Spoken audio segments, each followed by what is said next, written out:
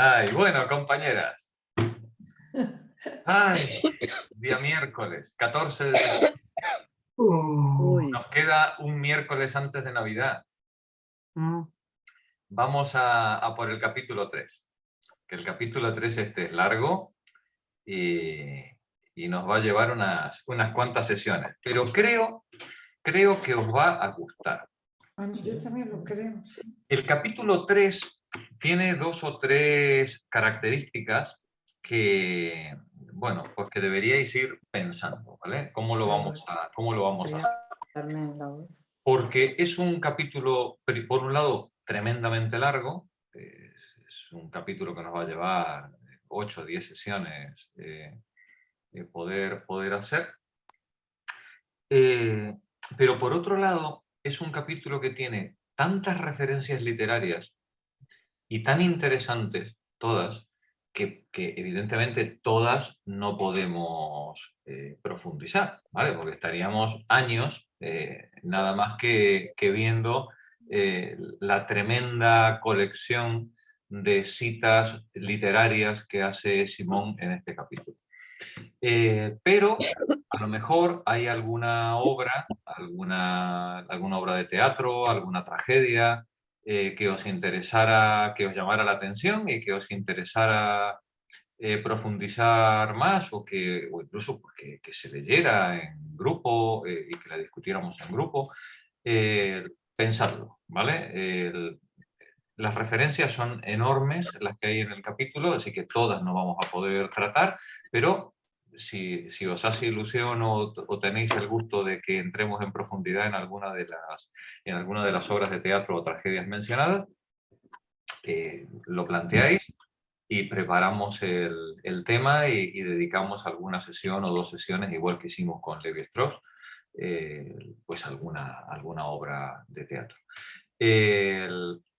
Sabéis que los viernes estamos haciendo una historia de la filosofía. Y los viernes vamos a dedicar una buena parte del curso a la lectura y análisis de algunas tragedias y algunas comedias, ¿no? de la Grecia clásica. Pero eso es los viernes. No obsta para que aquí no cojamos otra que los viernes no tratemos y que si os apetece y os hace ilusión, pues podamos trabajar.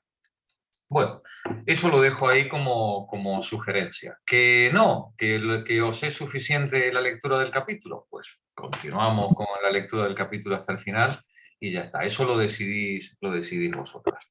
Vamos a comenzar la lectura. Capítulo 3, la vejez en las sociedades históricas. Página 108. Eva, adelante tú, por favor.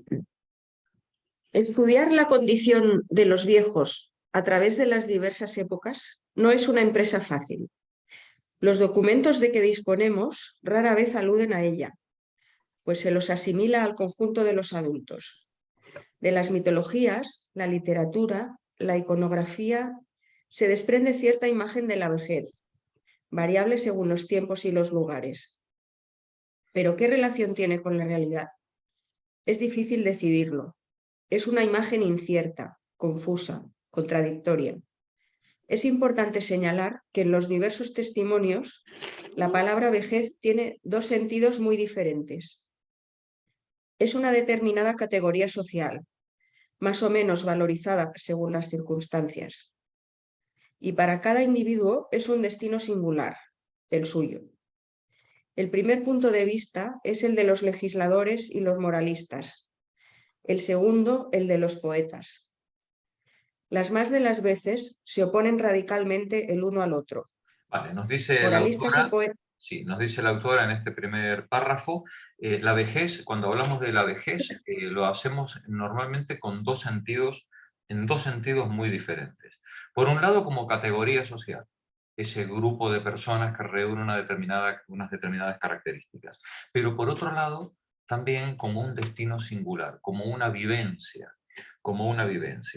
De lo primero hablan los legisladores y los moralistas, nos dice la autora, y de lo segundo los poetas, las más de las veces radicalmente en contra uno de los otros. Adelante, Eva. Moralistas y poetas pertenecen siempre a las clases privilegiadas, y es una de las razones por las que sus palabras pierden gran parte de su valor. Jamás dicen sino una verdad incompleta y muy a menudo mienten. Sin embargo, los poetas, por ser más espontáneos, son más sinceros. Es buenísima. Los ideólogos se forman concepciones de la vejez conforme a los intereses de la clase a la que pertenecen.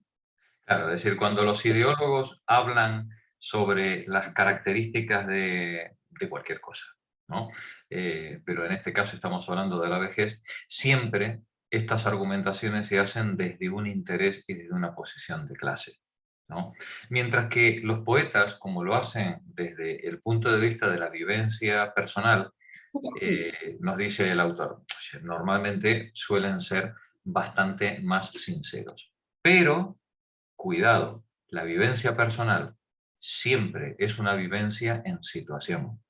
Y por tanto, no es lo mismo la vivencia personal del poeta de la clase alta que la vivencia personal del cabrero aislado en mitad del monte, ¿no? Es decir, son dos vivencias completamente diferentes. Y como normalmente el que puede escribir pues será el otro, el primero, ¿no? Pues aquel que tiene la voz entre los poetas, salvo Miguel Hernández, que nos encontremos en la historia, pero que son bastante contados con los dedos de una mano, lo normal es que lo que nos llega siempre es la visión, la vivencia de esa clase alta expresando su posición ante la vida, ¿no? Adelante, Eva. De inmediato se impone otra observación. Es imposible escribir una historia de la vejez. La historia implica una circularidad. La causa que produce cierto efecto es a su vez modificada por este. La unidad diacrónica que se desarrolla con este encadenamiento posee cierto sentido. En rigor, se puede hablar de una historia de la mujer, pues ésta ha sido el símbolo y el lugar de ciertos conflictos masculinos, entre su propia familia y la de su marido, por ejemplo.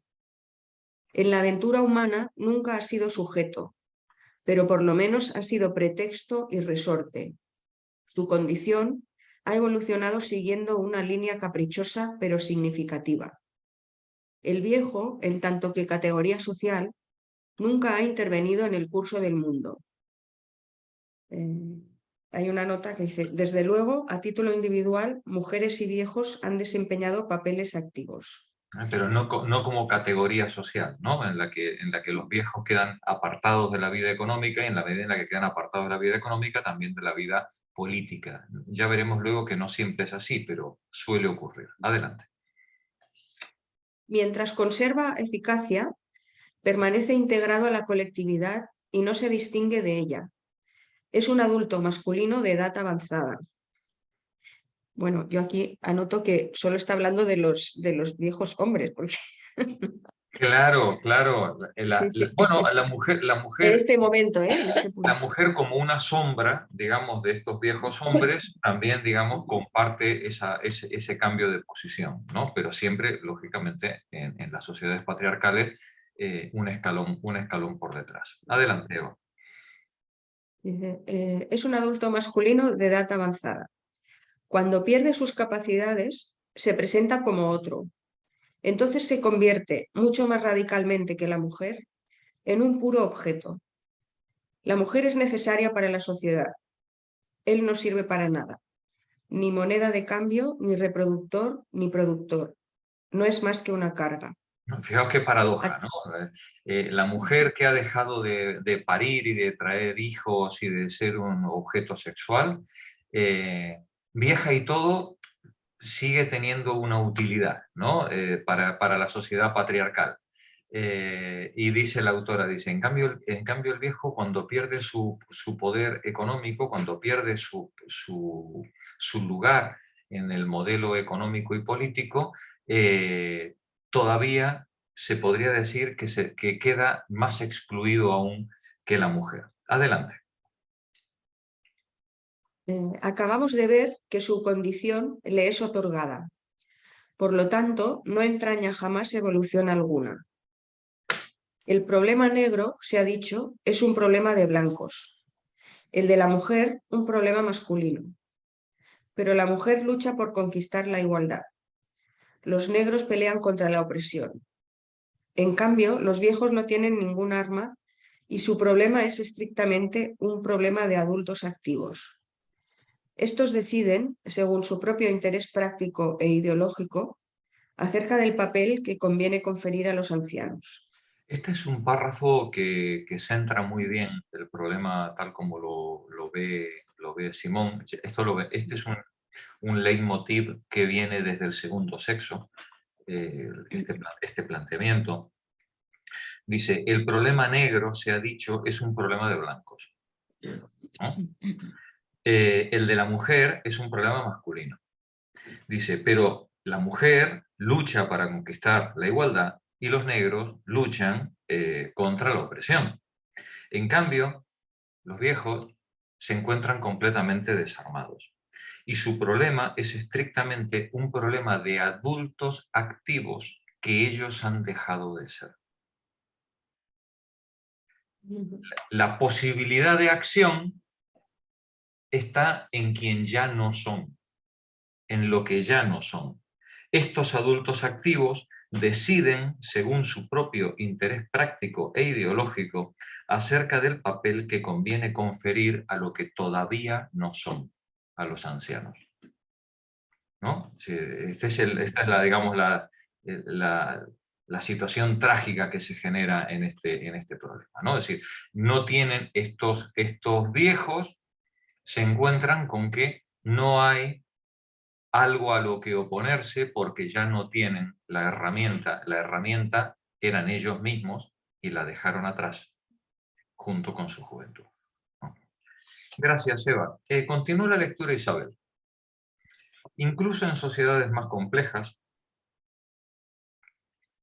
Incluso en sociedades más complejas que la que hemos examinado, es posible que este papel sea importante, pues contra la turbulencia de los jóvenes, los hombres maduros se apoyan en la vieja generación.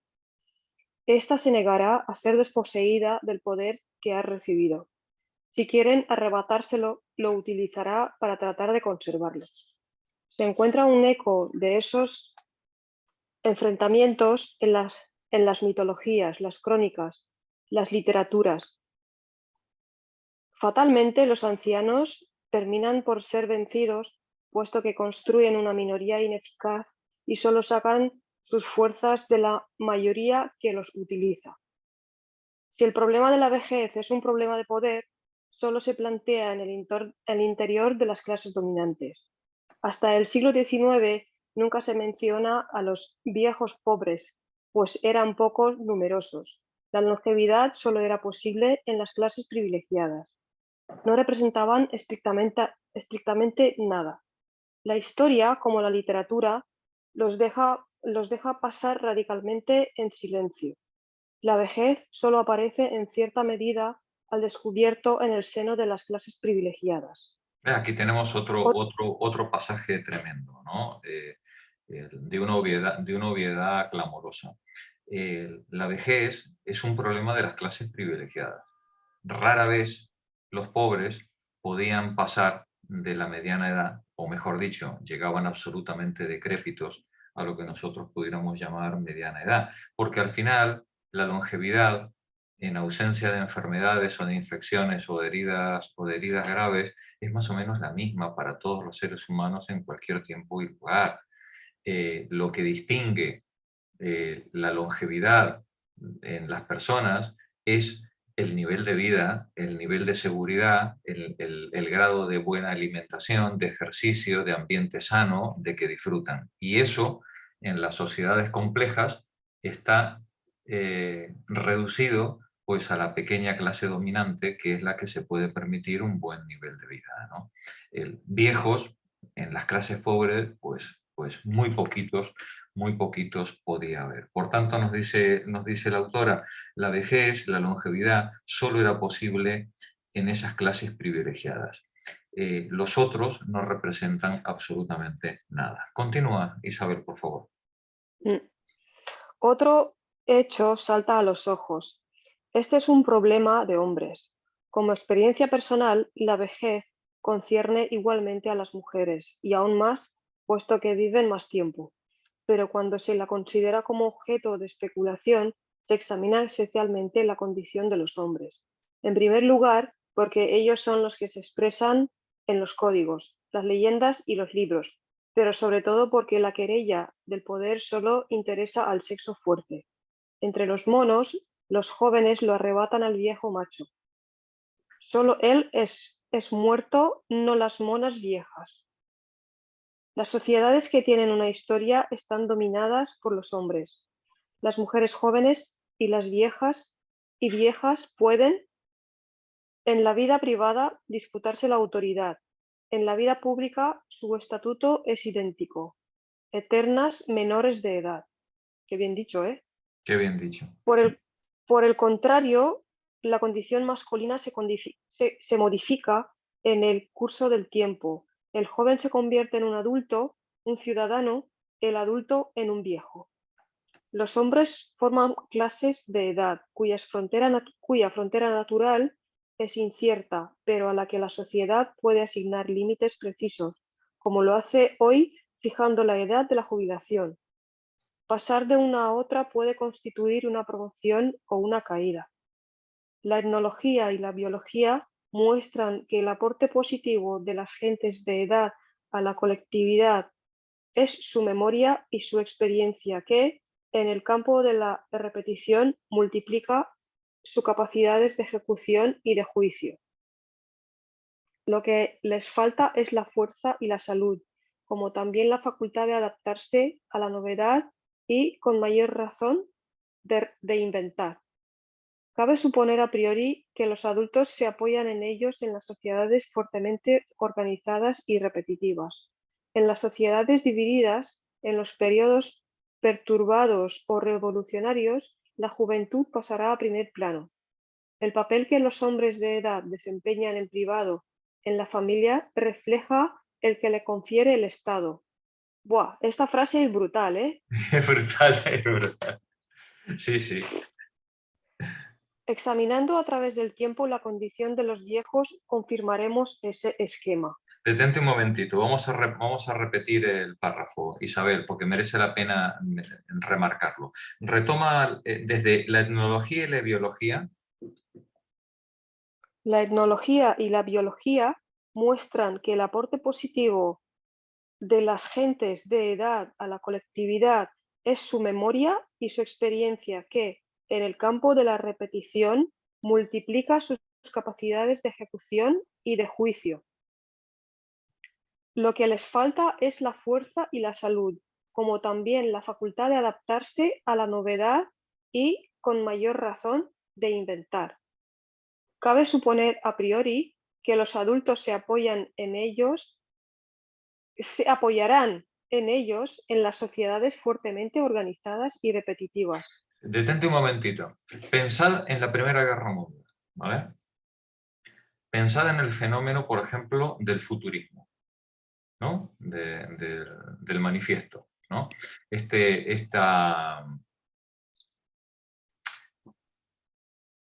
alegato en favor de la fuerza, la velocidad, la juventud, en una sociedad que está revolucionada y que está en permanente cambio.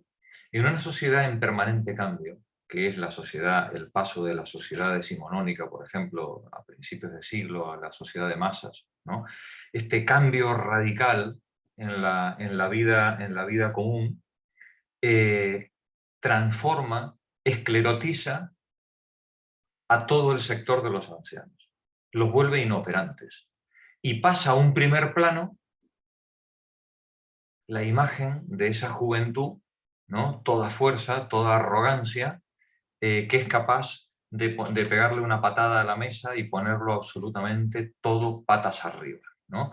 Nos dice la autora en este texto, dice, cabe suponer a priori que los adultos se apoyarán en los ancianos en las sociedades fuertemente organizadas y repetitivas, dice, pero en las sociedades divididas, en los periodos perturbados o revolucionarios, la juventud pasará a primer plano.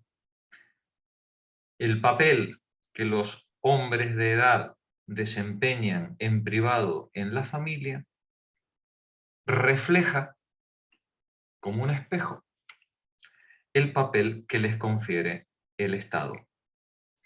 Examinando a través del tiempo la condición de los viejos, confirmaremos ese esquema. Y ahora es cuando comienza, después de esta introducción, el capítulo en el que vamos a ir viendo a lo largo de una enorme cantidad de documentos y de testimonios literarios y filosóficos, cómo se ha ido asignando ese papel a los viejos a lo largo de la historia. Gracias, Isabel. Taina, adelante. En las páginas que siguen... A ver, en las páginas que siguen me limitaré a estudiar las sociedades occidentales. Sin embargo, hay una excepción. China, por la condición singularmente privilegiada que ha concedido a los viejos. En ningún país la civilización fue durante tantos siglos tan estática como en China, ni tan sólidamente jerarquizada. Era una civilización hidráulica que exigía un poder centralizado y autoritario, dadas las condiciones geográficas y económicas. Para la población no se trataba de evolucionar, sino de sobrevivir. La administración se limitaba a conservar lo que siempre había sido. Estaba compuesta de letrados cuya competencia y responsabilidades aumentaban con los años. En la cima se encontraban automáticamente los más viejos. Esta posición eminente se reflejaba en el seno de la familia. Confucio, que reglamentó rigurosamente las relaciones de los inferiores con los superiores, modeló a imagen de la colectividad el microcosmo que le dio como base, la familia. Toda la casa debía obediencia al hombre de más edad. No había discusión práctica de sus prerrogativas morales, pues el cultivo intensivo que se practica en China exige más experiencia que fuerza.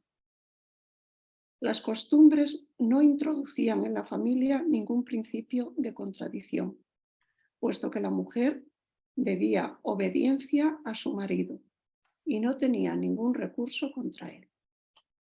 El padre tenía derecho de vida y muerte sobre sus hijos y a menudo suprimía a las hijas al nacer, o más tarde las vendía como esclavas.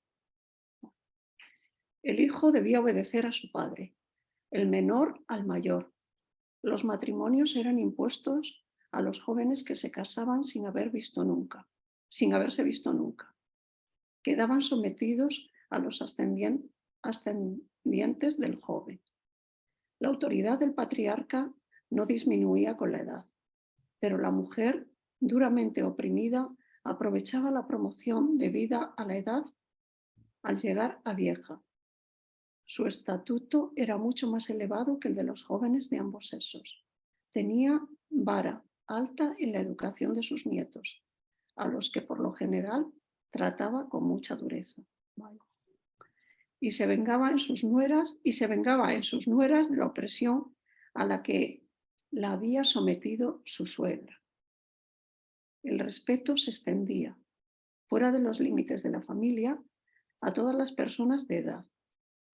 Las gentes pretendían ser a menudo más viejas de lo que eran para tener derecho a consideración. Detente un momentito.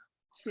Aquí tenemos un factor también muy importante del simbolismo de una época, ¿no?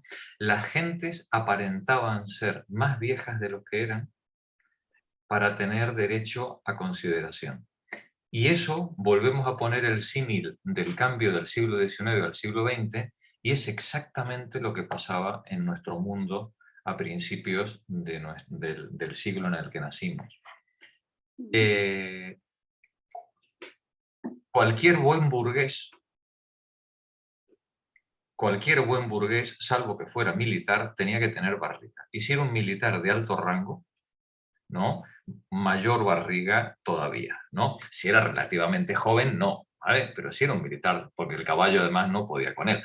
Pero si era un militar de alto rango, sí, tenía que tener barriga. Y por supuesto bastón.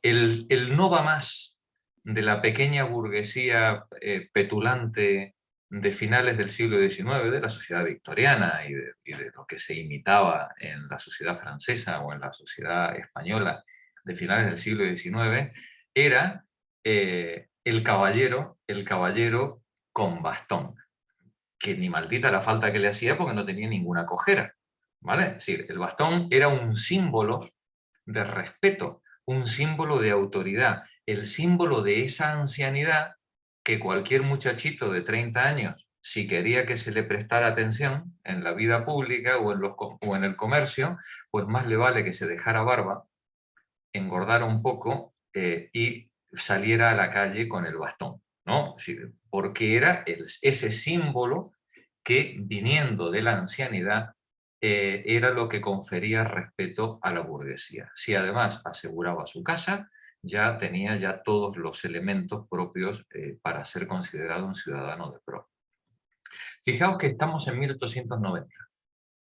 Ese es el símbolo, la imagen que nosotros podemos tener de la generación del 98, ¿no?, de la guerra de Cuba, ¿no? Es decir, estos pequeños petulantes llenos de ínfulas, pero con bastón, ¿no? Que son los que se pasean por las calles de Madrid, de París o de Londres.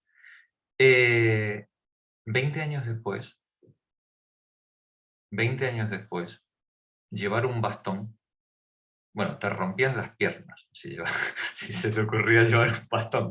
En 1914, 1918, 1920, el bastón era símbolo de la decrepitud y de un pasado pereclitado ya, con el que nadie, ni siquiera los viejos, se querían ver reconocidos. Comienza, a partir de los años 20, la moda de la juventud. Y donde 20 años antes todos los jóvenes se tenían que disfrazar de viejos para ser dignos, cuando llega 1920 todos los viejos se tienen que disfrazar de jóvenes para ser reconocidos como alguien a quien hay que escuchar, ¿no? ¿Cómo cambian las cosas, ¿no? O cómo pueden cambiar las cosas simplemente por la posición, nos dice Simone de Beauvoir, estos tiempos revueltos que pueden colocar a la juventud en el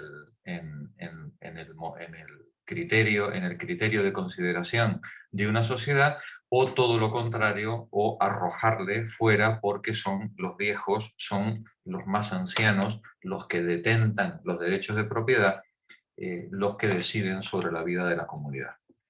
Continúa, Taina, por favor. Sí. El 40º aniversario era una fecha en la vida de un hombre. Sin embargo, después de los 70 años, los hombres renunciaban a sus cargos oficiales con el fin de prepararse para la muerte. Conservaban su autoridad, pero dejaban a su hijo mayor el gobierno de la casa. Se veneraba en ellos el antepasado a quien pronto se rendiría culto. Esta autoridad de los viejos era sufrida con resignación o desesperación, como lo prueba la literatura y en particular las antiguas óperas, por los jóvenes que no tenían ningún medio de liberarse de ella salvo el suicidio, frecuente sobre todo entre las muchachas. Confucio la justificaba moralmente asimilando la vejez a la posesión de la sabiduría. A los 15 años me dediqué al estudio de la sabiduría. A los 30 me afirmé en él. A los 40 ya no tenía dudas. A los 60 no había nada en el mundo que pudiera chocarme. A los 70 podía seguir los deseos de mi corazón sin transgredir a ley moral. En realidad, los hombres muy viejos eran poco numerosos. Las circunstancias no favorecían la longevidad. En el taoísmo, esta aparecía como una virtud en sí misma. Lao Tse enseña que a los 60 años el hombre puede liberarse de su cuerpo por el éxtasis y convertirse en un santo. El neotaoísmo chino, el fin del hombre es la búsqueda de la larga vida. Todos los padres del taoísmo aluden a ella. Se trata de una disciplina casi nacional. Se podría llegar por la ascesis y el éxtasis a una sanidad que protegía contra la misma muerte. Yo creo que es una santidad, no una sanidad, ¿vale? Se podría llegar por la ascesis y el éxtasis a una santidad, ¿no?, que protegía contra la misma muerte, ¿vale? Y ahora vemos, la santidad era el arte de no morir. La absoluta posesión de la vida. La vejez era, pues, la vida bajo su forma suprema. Se suponía que, de durar bastante tiempo, concluiría en apoteosis. Chan Tse evoca viejas creencias cuando cuenta que, fatigados del mundo, después de 1000 años de vida, los hombres superiores se elevan a la categoría de genios. Bueno, ya veis, cada uno hace propaganda de sí mismo como puede. En este caso, los viejos chinos, los filósofos o los viejos que pretendían ser filósofos, mejor dicho, se iban añadiendo años, todos los que pudieran, y alguno, digamos, además, pues ya veis, pues hasta 1000, ¿no?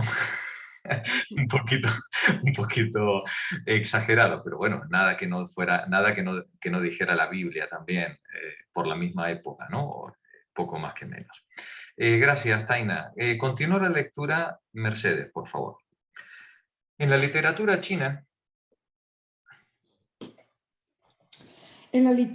china, los jóvenes suelen lamentar la opresión de que son víctimas, pero la vejez jamás es denunciada como un azote. En cambio, en Occidente, el primer texto conocido sobre la vejez traza de ella un cuadro sombrío. Se encuentra en Egipto y fue escrito en 2500 a.C. por el filósofo y poeta Ptah-hotep. Qué penoso es el fin de un anciano. Se debilita día a día, su vista disminuye, sus oídos se vuelven sordos, sus fuerzas declinan, su corazón ya no conoce descanso, su boca se vuelve silenciosa y no habla. Sus facultades intelectuales disminuyen y le es imposible recordar hoy lo que fue ayer. Todos los huesos le duelen. Parece que está hablando de mí, ¿eh? sí. Es que la vida de un egipcio, en el Imperio Nuevo no era diferente de la nuestra. Es decir, esto es lo lindo, lo bonito de leer historia y de ver literatura, es darnos cuenta que las preocupaciones de los seres humanos, los problemas de los seres humanos son los mismos. Aquí, en Egipto, en China, entre los esquimales, es decir, cambia solamente, pues bueno, pues la manera en la que los resolvemos, ¿no?, a esos problemas, o la manera en la que los afrontamos. Bueno, aquí tenemos al pobre Ptah-hotep haciendo su alegato en contra de esta vida cruel, ¿no?, que nos ha tocado vivir, en la cual pues nos vamos haciendo viejos y oye, pues y resulta que todo se vuelve decrépito y ruinoso. Adelante, por favor, Mercedes. Las ocupaciones a que se entregaba antes con placer solo se cumplen con dolor y el sentido del gusto desaparece. La vejez es la peor de las desgracias que pueda afligir a un hombre. La nariz se le tapa y no puede oler nada más. Y este Mercedes, Es para enmarcarlo esto. este era un privilegiado, ¿eh? Este era un ministro del faraón, es decir, un personaje con todo a su favor, ¿vale?, para vivir divinamente. No quisiéramos ni pensar cómo tenía que vivirlo el que estaba cargando piedras para hacerle la pirámide al jefe, ¿no? Adelante, Mercedes. Esta enumeración desolada de los achaques de la vejez la encontraremos de época en época y es importante subrayar la permanencia del tema. Si bien el sentido y el valor acordados a la vejez varían según las sociedades, no por eso deja de ser un hecho transhistórico que suscita cierto número de reacciones idénticas. Orgánicamente es, sin equívoco, una declinación y como tal la mayoría de los hombres la han temido. Ya los egipcios acariciaban la esperanza de vencerla. En un papiro se lee: comienzo de un libro sobre la manera de transformar a un viejo en joven. Los conjuros, ¿no? Es decir, eran papiros con los conjuros que los sacerdotes iban inventando para conseguir, digamos, las cosas que querían, ¿no? La salud, la lucha contra la vejez. Adelante. Se aconseja consumir glándulas frescas sacadas de animales jóvenes. de eso, por eso de lo que se come se cría, Sí. ¿no? ¿Vale? Adelante. Pero en todo. Como en todo. Este sueño de rejuvenecimiento lo encontramos hasta en nuestros días. El pueblo judío es conocido por el respeto de que rodeó a la vejez. ¿Cuál es la parte de mito y cuál es la realidad en los relatos recogidos en la Biblia a partir del siglo IX? Es difícil decidirlo. Se inspiran a la vez en antiguas tradiciones orales y en las situaciones del momento. En esa época los hebreos están instalados en Palestina. Los nómadas se han convertido en agricultores. La vieja civilización tribal, familiar, patriarcal se ha transformado. Existen clases sociales. Los ricos son al mismo tiempo los jueces, los que detentan el poder administrativo, los amos del comercio, los pretores. Los autores de los libros sagrados conservan la nostalgia del pasado y proyectan en él los valores que deseaban ver reconocidos por sus contemporáneos. Es decir, si los sacerdotes o quienes transmiten la religión pertenecen a la casta de los propietarios, al grupo de los propietarios que tienen mejor posición social, lógicamente cuando ellos hagan la interpretación de la tradición y la transmitan a sus contemporáneos, interpretarán la tradición y contarán los mitos ajustados a los intereses que ellos tienen en el momento en el que lo están contando, ¿no? Si en este momento yo soy una persona anciana, propietaria de tierras, yo contaré que la tradición y Dios nos dio por mandato respeta a los mayores y respeta la propiedad, ¿vale? Porque eso es lo sagrado, eso es lo que está mandado por las tradiciones. Y si a algún joven se le ocurre preguntar ¿y dónde está eso escrito? ¿No? Pues bueno, pues coscorrón al canto y hemos acabado. Quien interpreta la tradición es la jerusía, luego veremos en Grecia, son los mayores, ¿vale? Adelante, Mercedes. Sí, por eso dice, los autores de los libros sagrados conservan la nostalgia del pasado y proyectan en él los valores que deseaban ver reconocidos por sus contemporáneos. Aunque se encuentren en ellos los ecos de una filiación matrilineal muy antigua, describen una sociedad patriarcal donde los grandes antepasados a quienes atribuyen edades fabulosas eran los elegidos y los portavoces de Dios. Consideran la longevidad como la suprema recompensa de la virtud y guarda sus estatutos y sus mandamientos que yo te mando hoy, dice Dios en el Deuteronomio, para que te vaya bien a ti y a tus hijos después de ti, y prolongues tus días sobre la tierra que Jehová tu Dios te da para siempre. Qué suerte, ¿no? Qué suerte. Sí, sí, Qué suerte que Dios en persona, te otorgue la tierra, ¿no? Es decir, para ti, para tus hijos y una larga vida, ¿no? Continúa, Mercedes. El temor de Jehová aumentará los días, mas los años de los impíos serán acortados. Qué Se lee- suerte, ¿no? Es decir, quienes respeten, quienes crean en este mandamiento verán sus días largos y quienes no lo respeten, sus días se verán acortados, ¿no? Algo haremos, algo colaboraremos también nosotros en el cumplimiento de ese destino, ¿no? Continúa, Mercedes. Sí, dice, se lee en los proverbios, corona de honra es la vejez que se hallará en el camino de la justicia. Se lee también, bendecida por Dios, la vejez exige obediencia y respeto. Delante de las canas te levantarás y honrarás el rostro del anciano. Describe el Levítico. Los mandamientos de Dios exigen de los hijos que honren a su padre y a su madre. Si un hijo se niega a obedecer a su padre y si todas las tentativas para hacerlo han sido vanas, el padre, dice el Deuteronomio, lo llevará a los ancianos de la ciudad y entonces todos los hombres de su ciudad lo apedrearán con piedras y morirá.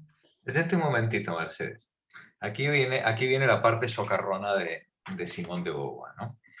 Dice, hombre, si el Deuteronomio especifica que la desobediencia de los hijos será castigada con el apedreamiento, ¿no? con el apedreamiento de los niños, me da que pensar que muy de acuerdo los jóvenes no debían estar, ¿vale? Cuando era necesario colocar un castigo tan rotundo, ¿no? Al que se le ocurriera levantar la voz contra los padres. Continúa, Mercedes.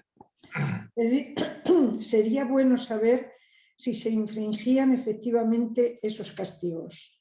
Lo que es seguro es que para que hubieran sido prescritos, la docilidad de los hijos debía de ser menos absoluta que en China. La sociedad estaba mucho menos rigurosamente organizada y dejaba más lugar al individualismo. Los ancianos desempeñaban en ella un papel político. Gracias, Mercedes. Sigue Paco. En los números... En los números, Jehová dice a Moisés, júntame 70 varones de los ancianos de Israel, que tú sabes que son ancianos del pueblo, y sus principales, y llevarán contigo la carga del pueblo, y no la llevarás tú solo. Es decir, júntame 70 varones y, digamos, hazme un consejo, haz un consejo de ancianos, ¿vale? Haz un consejo de ancianos con el que puedas repartir, digamos, la carga de la toma de decisiones, ¿no? De la dirección política del grupo. Continúa. Se ignora si ese consejo realmente se dio. La Biblia relata también que Roboam fue castigado por no haber escuchado a los ancianos, que le aconsejaban generosidad hacia Israel. Entonces las tribus oprimidas se separaron de la casa de David. Roboam es uno de los hijos de Salomón, Sí. el que gobernó a partir del final de Salomón entre el 900, en el siglo IX, ¿no? es cuando gobierna Roboam. Y recordemos que Salomón fue el último rey del Israel unido, de las tribus unificadas, ¿no? A partir de Roboam se separan las tribus. Continúa, por favor. No hay duda. No hay duda de que todas esas tradiciones se invocan para apuntalar la costumbre. En Palestina, como en todas las sociedades agrícolas avanzadas, los ancianos desempeñaban seguramente un papel importante en la vida pública, y mientras conservaba algún vigor físico y moral, el hombre más viejo de la familia lo gobernaba. Josefo, bajo Antíoco el Grande, habla de una Jerusía presidida por el gran sacerdote y en la que dominaba la aristocracia sacerdotal. Es el Sanedrín. El Sanedrín es una Jerusía, ¿no? Es decir, un consejo de sabios, de ancianos, ¿no? Continúa. Al parecer, apareció solo en los últimos siglos. Estaba compuesto por 70 miembros, los príncipes de los sacerdotes, grandes sacerdotes que no desempeñaban su cargo, los representantes de las 24 clases sacerdotales de los escribas, doctores de la ley y ancianos del pueblo. Esto es interesante, ¿no? Porque si resulta que la tradición dice que Jehová le dijo a Moisés, júntame 70 ancianos, y no tenemos constancia de que eso ocurriera hasta el siglo II, todo parecería indicar que nos estamos inventando la tradición, ¿no? Es decir, nos estamos inventando la tradición para justificar ese consejo de ancianos. Y no solamente nos estamos inventando la tradición, nos estamos inventando hasta la palabra de Jehová, ¿no? Continúa. Era el Tribunal Supremo. Dictaba las leyes e intervenía en las relaciones con los ocupantes romanos. Controlaba todo lo referente a la religión, es decir, prácticamente todo. Los ancianos tenían pues un papel importante, pero se consideraba que el juez perfecto no debía ser ni demasiado joven ni demasiado viejo. Hay en la Biblia un solo episodio que asocia a la vejez no la virtud, sino el vicio. Se encuentra en una obra compuesta tardíamente, entre 167 y 164 a.C., en el libro de Daniel. Lee por favor la nota 2. Este episodio ha sido suprimido en la Biblia protestante, seguramente a causa del inmenso respeto que los puritanos profesan por los viejos. Es decir, el texto digamos que, no bueno, pues si hay que depurarlo de ciertos errores, ¿no? Pues oye, pues se le depura, ¿no? Lo que haga falta, ¿no? Vamos a ver en qué consistía este episodio en el que se asocia la vejez al vicio. Al vicio. Adelante. Vamos a ver. Es la historia célebre de Susana y los dos viejos. Estos, jueces respetados por el dueño de casa, se enamoran de la belleza de la mujer. Una tarde se esconden en el jardín para sorprenderla en el baño. Ella les niega sus favores y para vengarse, los viejos afirman que la han visto acostarse con un joven. Se les cree y Susana es condenada a muerte. Fijaos qué porquería, ¿no? Sí, qué guarrada se montan. Qué guarrada se montan los viejos, que en este caso no son viejos cualquiera, son jueces. Todo es igual que ahora. Sí. son jueces, ¿no? Es decir, son jueces, digamos, y es llamativo encontrarnos en el libro de Daniel una historia de este tipo que pone en cuestión, digamos, la honorabilidad de personas que deberían formar parte deberían ser los custodios, digamos, de la moralidad del grupo, ¿no? Y en este caso, pues nos encontramos con que el libro denuncia, esto es parte de el maravilloso cúmulo de literatura sapiencial que nos encontramos en la Biblia, sobre todo en el Antiguo Testamento, ¿no? El Antiguo Testamento es una obra maestra de acumulación de sabiduría popular a lo largo de los siglos, y de vez en cuando, pues, se van colando perlas como esta, que a veces a los custodios de la tradición se les escapa o no son suficientemente hábiles en depurar, ¿no? Vamos a continuar la lectura, a ver qué pasa con la pobre Susana. Pero Daniel, todavía muy joven, la salva interrogando por separado a los dos jueces, cuyos testimonios se contradicen. Son ellos los condenados a muerte. Sí. Quizás había en esa época resentimiento contra los viejos, algunos de los cuales abusaban de sus riquezas, de sus elevadas funciones y del respeto que se les tenía.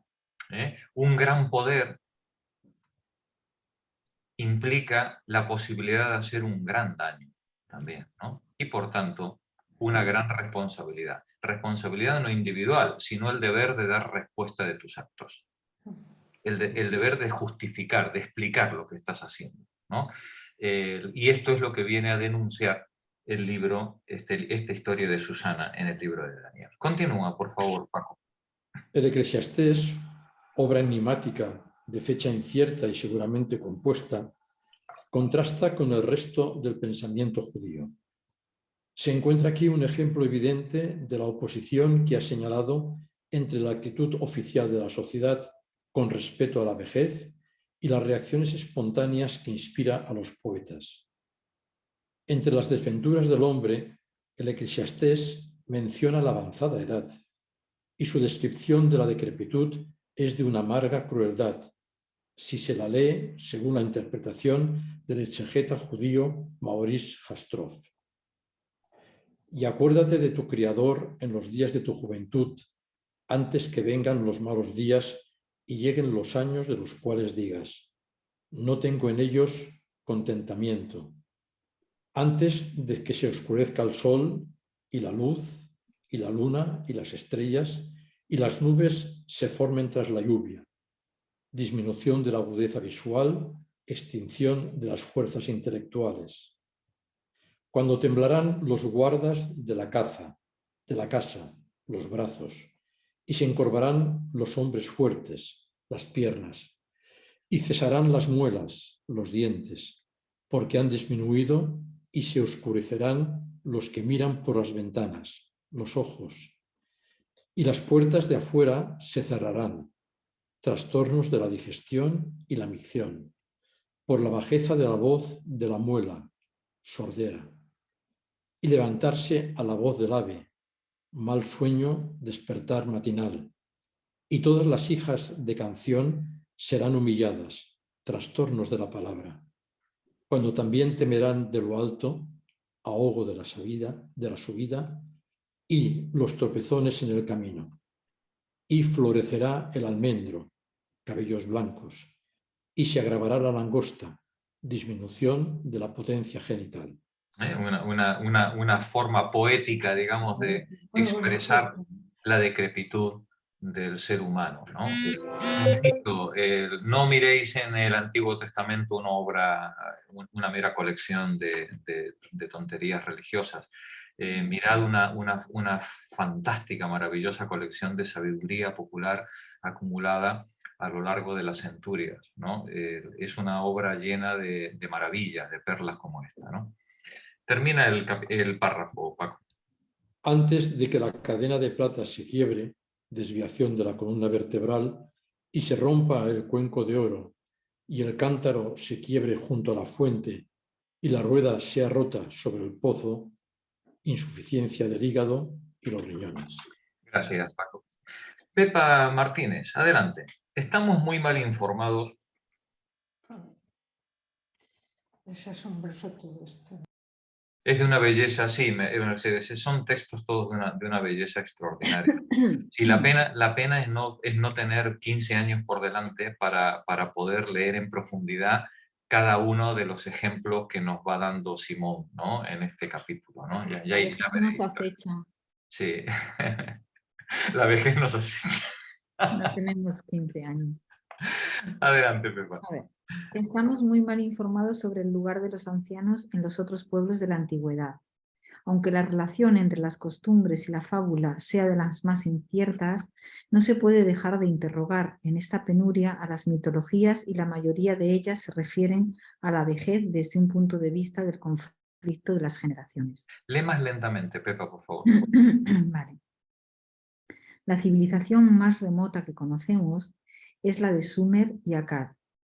Según ella, en el origen existían primero Apsu, dios del agua, y Tiamet, diosa del mar. De su unión nacieron Mumu, la confusión de las aguas, y después la Mu y Yawamu, que al unirse engendraron a Ansar, el cielo, y a Kisar, la tierra. Estos engendraron a Anu, Bel, Marduk, Ea y otras divinidades de la tierra y los infiernos. Esos jóvenes dioses perturbaron con su tumulto el reposo del viejo Apsu, que se quejó a Tiamet, y entonces conjuraron para aniquilar a sus descendientes. No vamos a entrar en detalles ni en la mitología egipcia, ni en la judía, ni en la mesopotámica, porque a todo esto le dedicamos semanas y semanas y semanas en el seminario de los viernes, ¿no? En la historia del pensamiento.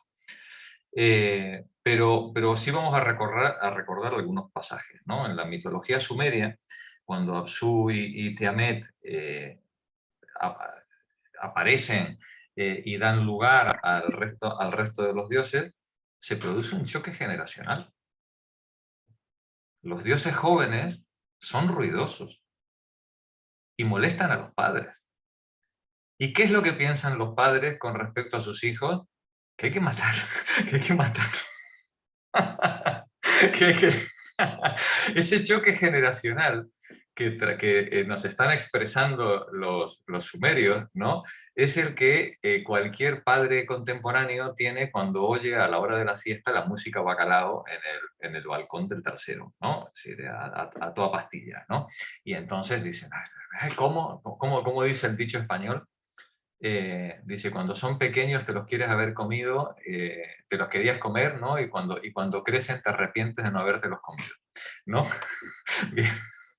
Pues eso es lo que pensaban Apsu y Tiamat en este fragmento de la mitología. Y entonces nos dicen, esos dioses perturbaron con su tumulto el reposo del viejo Apsu, que se quejó a Tiamet, y entonces se conjuraron para aniquilar a sus descendientes. Continúa, Pepa. Pero Ea se apoderó de Apsu y Mummu. Lo duerme, ¿no? Ea duerme a Apsu. Adelante. Tiamet engendró entonces enormes serpientes y una cantidad de monstruos que puso bajo las órdenes de uno de los dioses que se había conciliado. Kingu. Los otros dioses designaron a Marduk como rey. Este desafió a Tiamet y la mató en el combate. Después organizó el mundo y creó la humanidad.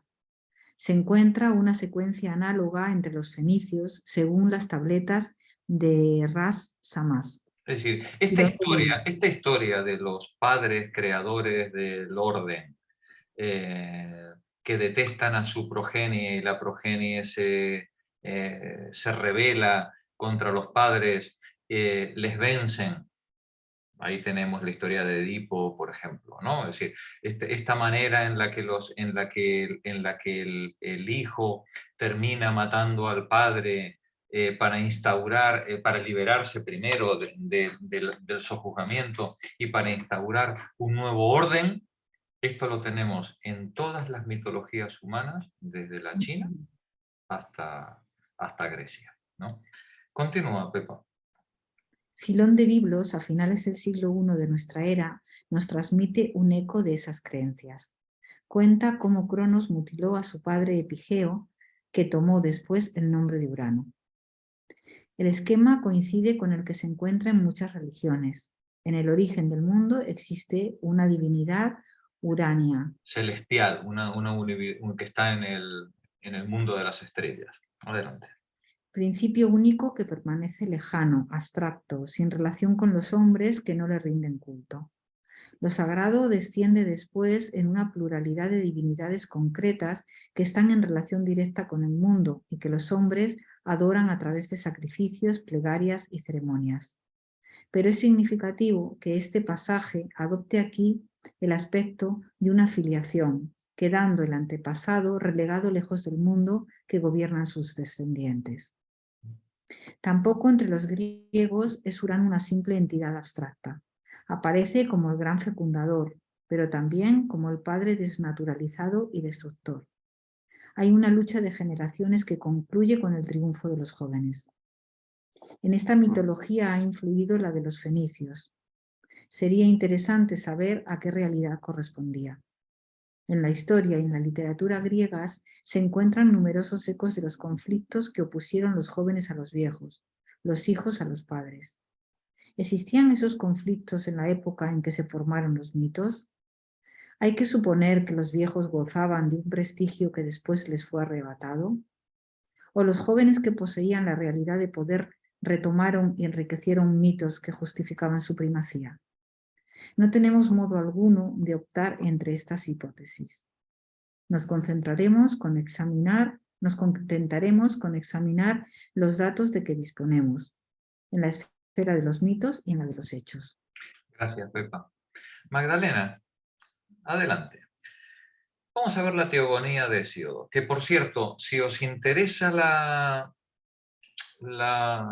mitología griega, hay un libro muy bonito que yo ya os recomendé los viernes, que es el de Carlos García Gual, la introducción a la mitología griega de Alianza, un librito muy bien escrito y muy económico, y que sigue siendo un texto inmaculado para poder entrar, digamos, en este mundo de una manera muy linda, de la mano de uno de los grandes clasicistas españoles, ¿no? Carlos García Gual.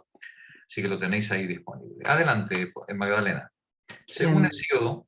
Según Hesíodo, en el principio... Vaya, espera un segundo, que quité. Siempre suena cuando estoy hablando. Según Hesíodo, en el principio fue caos, después Gaia y Eros. Gaia dio a luz un ser igual a ella misma, capaz de cubrirla entera, Urano. De su unión nació la segunda generación, la de los uránidas, que comprendían primero los titanes y titánidas, que eran 12. Segundo, los 3 cíclopes.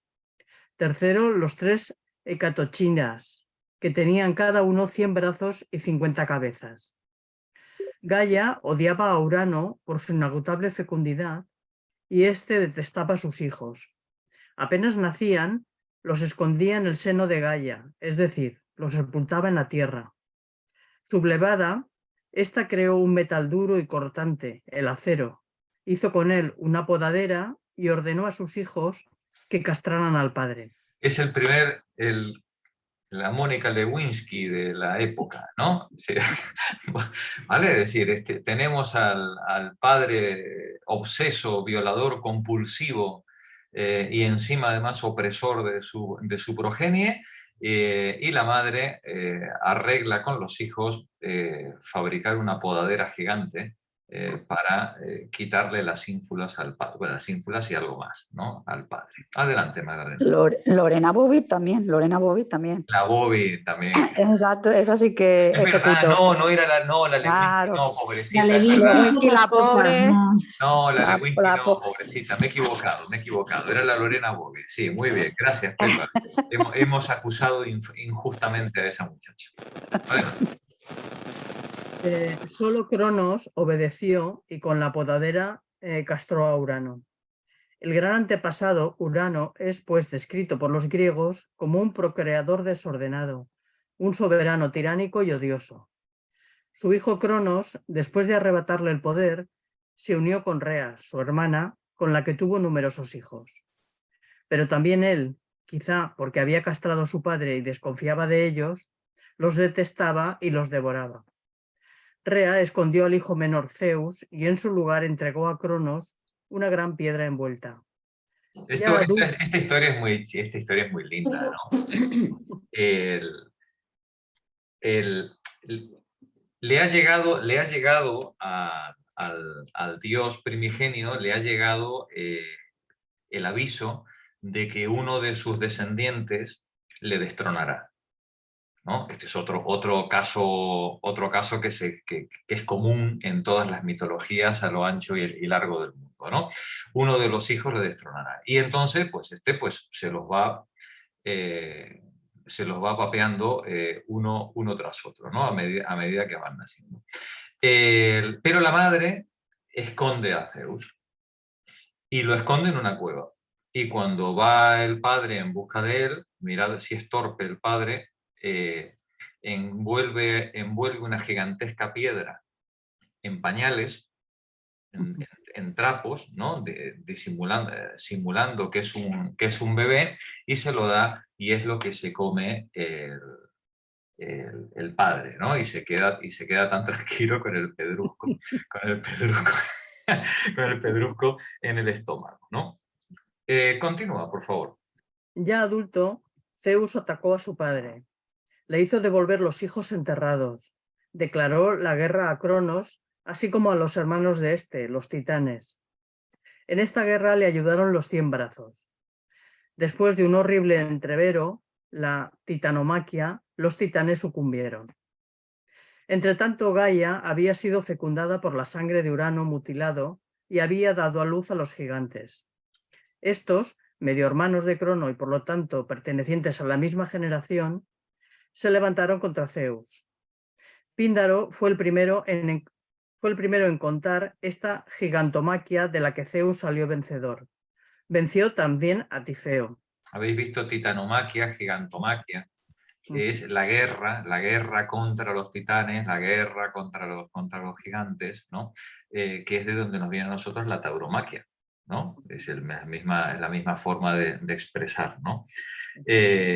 Bueno, como veis, lo que nos está contando la teogonía no es más que seguramente una guerra a muerte dentro de una familia, ¿no? Una guerra a muerte dentro de una familia en la que unos hermanos se enfrentan a otros hermanos y unos hermanos se alían con los padres y otros hermanos pues con otros tíos, con otros, ¿no? Así, al final pues lo que tenemos es una tremenda matanza en la cual pues al final se impone uno de los grupos. En este caso pues lógicamente pues el líder más fuerte, que es el que termina venciendo. Por cierto... Perdona, lo que queda claro es la familia como ¿cómo se diría? Sí, Como caldo de cultivo de todo tipo de neurosis, y que después de No es nada todas estas diferente. mitologías, tu familia propia en la mayoría de los casos te parece una maravilla. Una maravilla. Amor, claro. Cuando os peleéis en Navidad y os arrojéis las gambas a la cara, pensad en Hesíodo. Antes de cenar con tu cuñado tienes que leer la teogonía de Hesíodo y todo es fantástico. Te van a parecer maravillosos, ¿no? Todos los familiares, efectivamente. Adelante, Magda. Existen numerosas variantes de estos acontecimientos míticos. Lo interesante es la idea general que inspiró estos relatos. Los antiguos dioses, al envejecer, se vuelven cada vez más malos y perversos, o por lo menos su maldad titánica es cada vez más intolerable y terminan por provocar una sublevación que los derroca. Detente un momentito, Magda.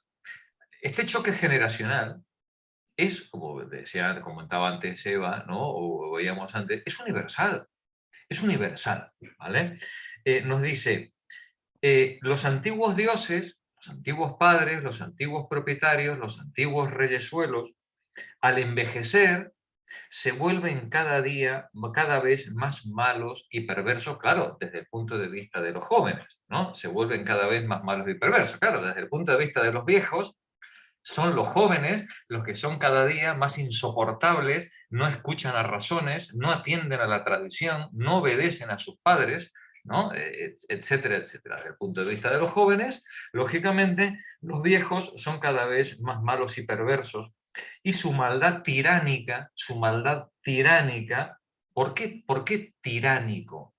Porque no se puede negociar con los padres, porque los padres siempre tienen una ley, siempre vienen con una norma, ¿no? Niño, hay que bajar la basura. ¿Por qué? Porque lo mando yo, ¿no? Este despotismo, esta tiranía de los padres se vuelve cada día más intolerable y acaba por provocar una sublevación que los derroca. Adelante, Magda, por favor. En adelante, casi todos los dioses que reinan en el mundo son jóvenes. Las únicas excepciones son Caronte, el nauclero de los infiernos, a quien los griegos se representaban como un viejo feo, o por lo menos taciturno, y algunas divinidades marinas. Nereo, el viejo del mar, hijo de Pontos y de Gea, bueno y silencioso. Su hijo Forcis, anciano que gobierna las aguas, dice Homero. Proteo, el viejo del mar, hijo de Urano y Tetis. Se puede citar también las neas, horribles arpías, que tenían entre las tres un diente y un ojo y se lo pasaban. Algunas otras indicaciones sobre la actitud de los antiguos griegos con respecto a la vejez nos las proporcionan los raros relatos míticos en que aparece. La leyenda de Filemón y Baucis presenta una pareja de edad. Su generosa hospitalidad, su fidelidad conyugal, les vale una larga y vejez feliz y una metamorfosis que eterniza su amor. Sus virtudes son recompensadas y la longevidad representa aquí una victoria contra la muerte, victoria por lo demás precaria. Es necesario un milagro de Zeus para salvarlos para siempre. Detente un momentito. Es una pena pasar por encima de alguno de estos mitos y que algunas los conocéis, por supuesto, porque sabéis más que yo de esto, pero algunas otras compañeras no. La historia de Filemón y Baucis es muy bonita. Es una historia seguramente heredada de Oriente Próximo, porque os va a recordar mucho la historia de Lot. Voy a poneros un par de fotos, a ver si... Qué pena, no lo tenía preparado, pero voy a ver si lo encuentro rápidamente. A ver.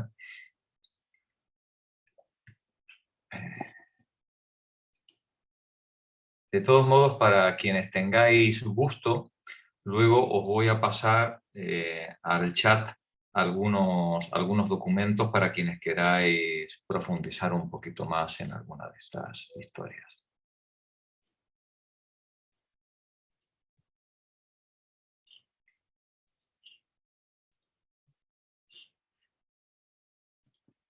Aquí tenemos un cuadro de Rubens representando a la historia de Filemón y Baucis. Parece ser, según el mito, o según una de las múltiples versiones del mito, que Zeus se había ido a dar un paseo con Hermes por Oriente y entran en un pueblo. ¿Vale? Entran en un pueblo y van y la gente y quieren comer, quieren dormir. No preguntéis por qué los dioses quieren comer y quieren dormir, pero bueno, ellos quieren comer y quieren dormir y nadie les da alojamiento. Y solamente en casa de Filemón y Baucis encuentran alojamiento. Y Filemón y Baucis son dos viejitos tan encantadores y tan adorables, que no solamente les dan alojamiento, sino que comparten con ellos lo mejor que tienen en la casa, ¿no? Y pese a su pobreza y pese a la precariedad con la que viven, aquí en el retrato que veis de Rubens, la mujer Baucis intenta coger al ganso, que es lo único que tienen en la casa, y ofrecérselo como vianda a Zeus. Y el ganso, que es ganso pero no es tonto, en cuanto ve a Zeus en la mesa, sale corriendo a por Zeus. No se sabe si diciéndole cómeme, cómeme, o por Dios, libérame, libérame de estos que me quieren pasar por la parrilla.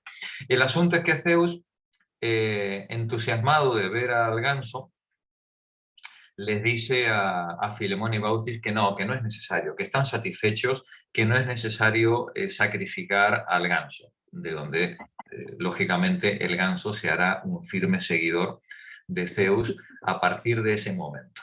El asunto es que Zeus y su acompañante se quedan tan agradecidos del trato amable que han recibido de Filemón y Baucis. Por cierto, Zeus, entre los muchos títulos que recibe en la mitología griega y luego en la tragedia, lo veremos luego en la tragedia cuando lo veamos más adelante, y sobre todo los viernes, Zeus, entre los muchos atributos, es el dios de la hospitalidad. No es casualidad, por tanto, que haya un mito que haga de Zeus un dios especialmente benévolo con lo hospitalario, ¿no? Como es este que está reflejando el mito de Filemón y Baucis. Bueno, el asunto es que Zeus, muy hospitalario, pero cuando salen de la posada le dicen a Filemón y Baucis: mirad, ¿sabéis qué hemos pensado? Que en este pueblo la gente es tan chunga que lo que vamos a hacer es que los vamos a matar a todos, ¿vale? Es decir, pero como vosotros habéis sido tan majos, veniros con nosotros a lo alto de la montaña, de manera que cuando exterminemos a toda la población, vosotros quedéis indemnes. Y Zeus es tan majo con Filemón y Baucis que no solamente le salvan del exterminio, sino que su casa queda a salvo de la quema general que hace de toda la población. Y se transforma la casa de Filemón y Baucis en un templo de adoración a Zeus. Pero no contento con eso, Zeus les concede a Filemón y a Baucis lo que deseen. ¿Qué es lo que deseáis? ¿Qué pueden decir dos personas tan buenas como Filemón y Baucis? Queremos morir juntos. Queremos tener una buena muerte y morir juntos.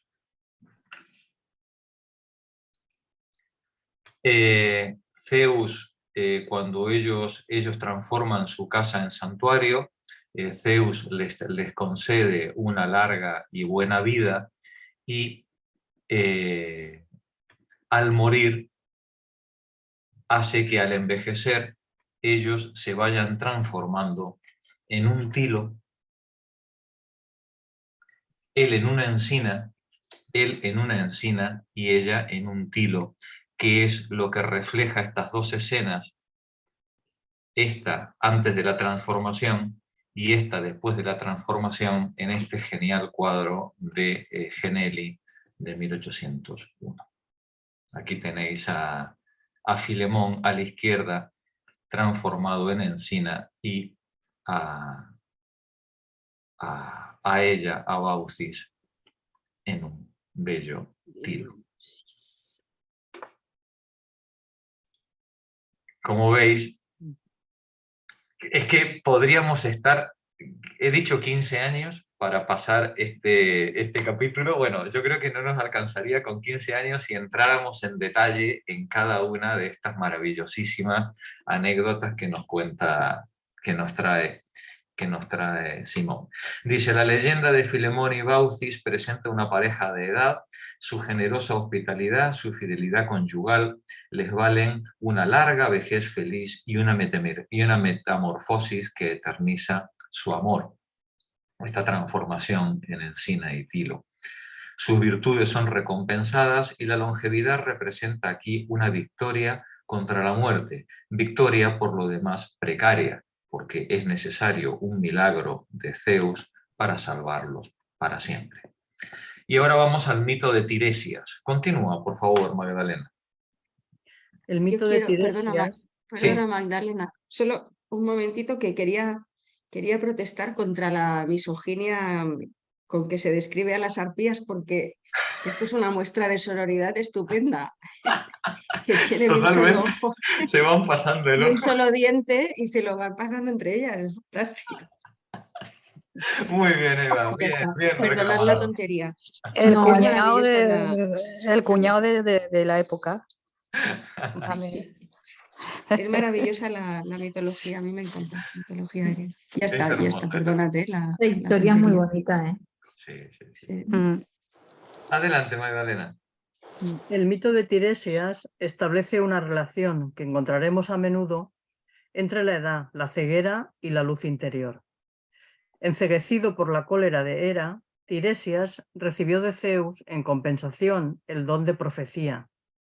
Daba a todas las preguntas respuestas infantiles. Tiresias, pobrecito, lo tenemos en la Ilíada, ¿vale? A Tiresias. ¿Cómo llega Tiresias a ser profético, a tener el don de la profecía?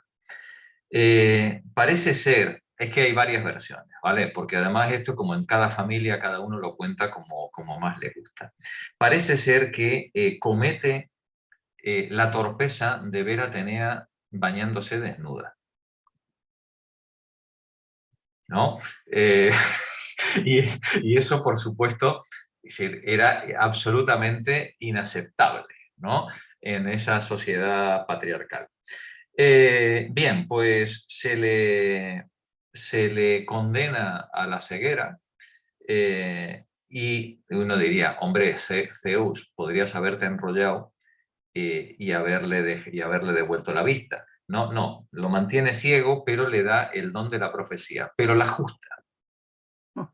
No vaya pobre como en el caso de la troyana. Cassandra. ¿Cómo? ¿No era Cassandra? Casandra, como en el caso de la pobre Casandra, ¿no? La pobre troyana, que es condenada a decir la verdad y que nunca nadie le crea, ¿no? En el caso del pobre Tiresias, ¿no? Digamos, tiene el don de la profecía, pero siempre con unas sentencias tan infantiles que son difíciles, bueno, como todas las profecías, imposibles de interpretar, ¿no? Continúa, vamos a ver. Así imaginaron también los griegos al viejo Homero ciego. El poeta, como el profeta, es tanto más inspirado cuanto menos existe para él el mundo exterior. Las leyendas más significativas son las de Titón y Esón. La primera muestra que la decrepitud era para los griegos un azote peor que la misma muerte. Aurora, al obtener para su esposo la inmortalidad, olvidó pedir que fuera acompañada de una eterna juventud. En vano lo alimentó de ambrosía. Titón se volvió decrépito. Solitario y miserable, se achicó y resecó a tal punto que los dioses misericordiosos lo transformaron en cigarra. El caso de Titón es asombroso. Este es descendiente de Ganímedes, creo recordar. No me conozco toda la genealogía, creo recordar, si me he equivocado pido disculpas. Y parece ser que el tipo era de una belleza esplendorosa, como su padre. Es decir, había heredado una belleza tan radiante que la mismísima diosa Aurora se enamora perdidamente de él. Pero claro, es un mortal. Y entonces pide para ella la inmortalidad. Pide para su amante la inmortalidad. Pero esto es como los manuales estos de IKEA, ¿no? Que como te falte un tornillo vas listo, ¿no? Bien, pues al pedir la inmortalidad se olvidó el detalle de pedirle la inmortalidad siendo joven, ¿no? Entonces los dioses le concedieron la inmortalidad, pero él siguió envejeciendo. Fijaos qué terrible, ¿no? Qué terrible, ¿no? Siempre tenemos en la cabeza el deseo de la eterna juventud y los dioses lo que le dan a este pobre desgraciado es la eterna vejez, la eterna decrepitud, ¿no? Y ahora la historia de Esón. Adelante. En la historia de Esón, rejuvenecido en el umbral de la muerte por los sortilegios de su nuera Medea, se expresa el viejo sueño de una eterna juventud. Es simétrica la de Titón.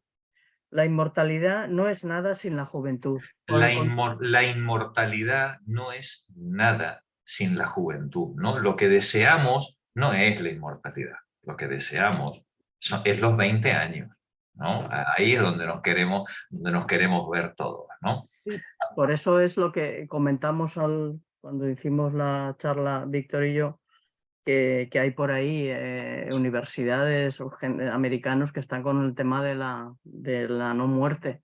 Pero no hablan de este tema. Es decir, para estar con 200 años, pero decrépito. Estar como la cigarra, ¿no? Sí, y encima no se transforman. ¿Para qué? ¿No? Claro. Sí. Termina el párrafo.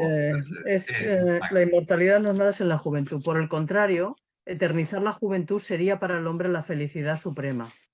Existían entre los griegos varias fuentes de juvencia, la más célebre de las cuales era la de Caratos, cerca de Nauplia. Aquí hay otro error, no es Caratos, es Canato. Y esta fuente que está cerca ahí de la ciudad de Nauplia, bueno, no sé si hoy se sigue llamando así, es una ciudad clásica de la antigua Grecia. Tenéis la descripción en Pausanias, en el libro 2, el párrafo 38, ¿vale? Tenéis ahí la descripción de esta fuente de Canatos donde se bañaba, donde parece ser que se bañaba Hera todas las mañanas para mantenerse joven y lozana, ¿no? Fresca, todas las mañanas, en la fuente de Canato. Gracias, Magda. Continúa la lectura, Monse. ¿Cuál era en realidad la condición de los viejos en la Grecia arcaica? Mientras que hasta épocas bastante próximas los niños deformes o defectuosos eran suprimidos, y no solo en Esparta, nada autoriza a pensar que las gentes de edad hayan sido eliminadas jamás. Parecería, según la semántica, que en la alta antigüedad la idea de honor fuera unida a la de vejez. Gerón, palabras que designan la edad avanzada, significa también el privilegio de la edad, el derecho de ancianidad, la diputación. La reputación será, ¿no? No la diputación, la reputación. Yo tampoco lo he entendido. Es que pone diputación también en mi libro. Sí, la reputación. Será la reputación, claro. Aquí se ve que tampoco hubo corrector de la impresión. Esto, por cierto, vamos a hacer una reflexión de cuñados, de cuñada, en este caso el mío. ¿Qué daño ha hecho la informática? ¿Qué daño ha hecho la informática? Cuando había que teclear, cuando había que ir pinchando tecla por tecla en la máquina, en la Remington esa que teníamos de hierro, ¿no? de nuestros padres, este tipo de errores no existían. Podía haber una confusión en una letra, ¿no? Pero no había barbaridades de este tipo. No existía el texto predictivo. No existía el texto predictivo, efectivamente, ¿no? Es decir, con lo cual pues, lo único que podía transmitir el texto era la burricie de quien estaba escribiendo, ¿vale? Pero no había barbaridades de este tipo. Yo me imagino que lo que han hecho es hacer un escaneado del texto de alguna otra edición, el escaneado lo han pasado por un OCR, el OCR ha entendido lo que le ha dado la gana, ¿vale? Y tal como lo entendió el OCR fue imprenta, ¿no? y ya está, ¿no? Es decir, y que salga el sol por donde salga. Es decir, no tenían presupuesto para pagarle a un ser humano con comprensión lectora para revisar el texto y establecer las erratas que pudiera haber. Para hacer las famosas pruebas de imprenta que se hacen hasta miles antes de publicar algo, ¿no? Está claro que los libros nos han hecho.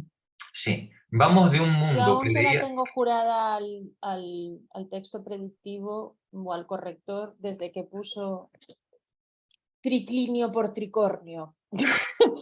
Y esto no lo tengo aún asumido. Hay una gran diferencia. Una gran diferencia. Sí, ¿Dónde fue eso, Sara? En un chat que se me ocurrió. Claro, son palabras que evidentemente la gente no utiliza. La de triclinio. Desde luego triclinio no la utiliza. Tricornio parece ser que es más habitual, lamentablemente para mí, claro. Así que sí, la tengo aún jurada. Yo siempre prefiero el triclinio al tricornio. ¿Dónde va a parar? Yo también, claro, evidentemente.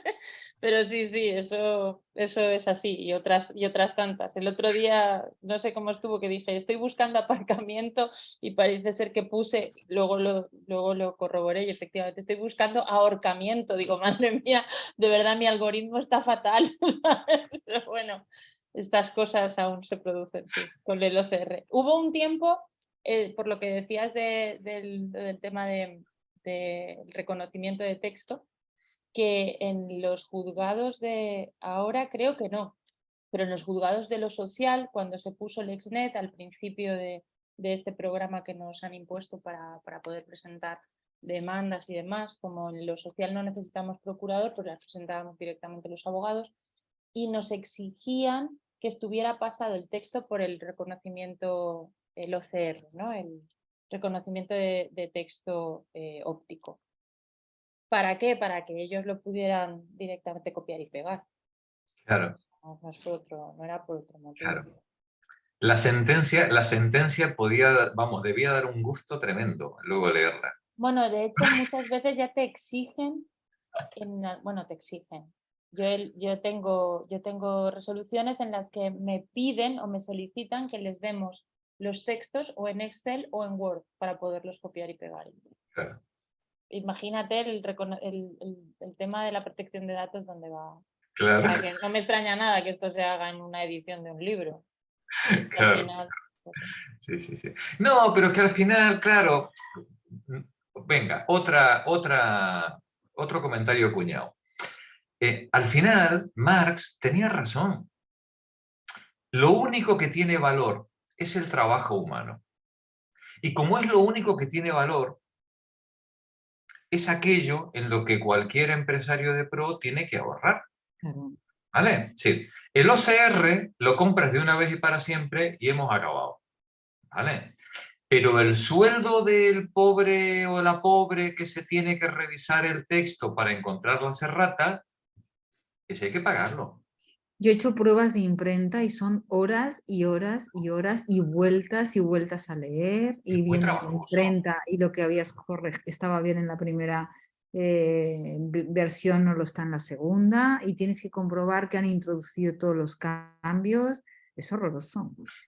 Por eso cuando os digan estas navidades que lo que define los precios de las cosas es el valor marginal de las mercancías, bla, bla, bla, bla, bla, bla, bla, bla, bla, y la oferta y la demanda y todo esto, recordad, teoría del valor trabajo.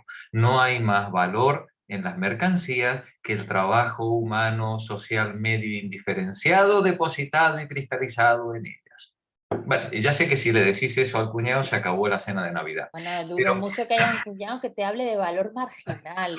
Pero por lo menos cuando estén hablando de la teoría marginal, ¿no? Por lo menos vosotras tener claro, decir, teoría del valor trabajo, respira y cómete la gamba, ¿vale? Así, que no os engañen. Yo abundaría más, respira y bebe. Claro, o sea, alcohol, Sí, a ¿no? ser posible, Para porque no si no va a atragantarnos, ser di que sí. posible de pasar. O sea, sí. Adelante, Monse. En su estudio, Courroix et Curet, Jean Marin, al Este examinar libro los es un libro clásico también, es un libro de Jean-Marie, de Henri Jean-Marie, que se llama Courroix y Curetes, o adolescentes y adolescentas, ¿no? Sobre la educación en Esparta y los ritos de paso de la adolescencia. Fue un libro que hizo historia en su época, ¿no? En el año 39. Adelante.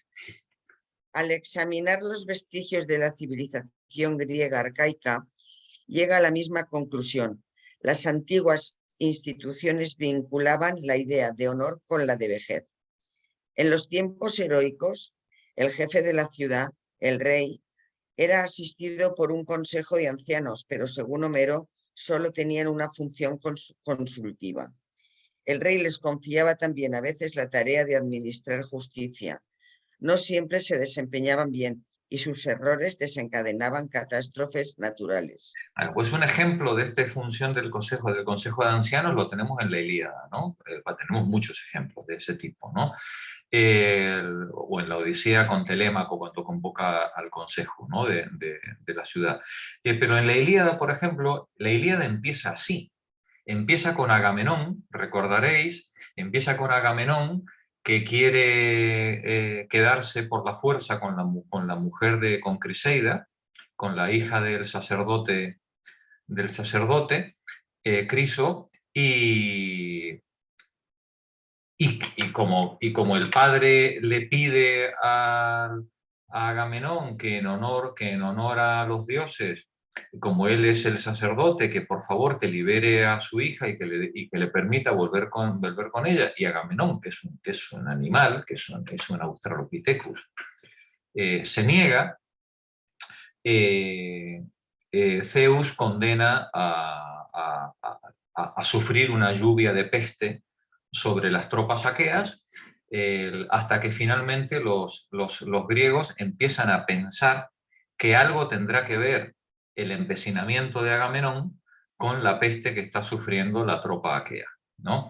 Y entonces Aquiles convoca la asamblea, convoca el consejo para pedirle a Agamenón para deliberar y para decirle a Agamenón, por favor, que devuelva a Criseida.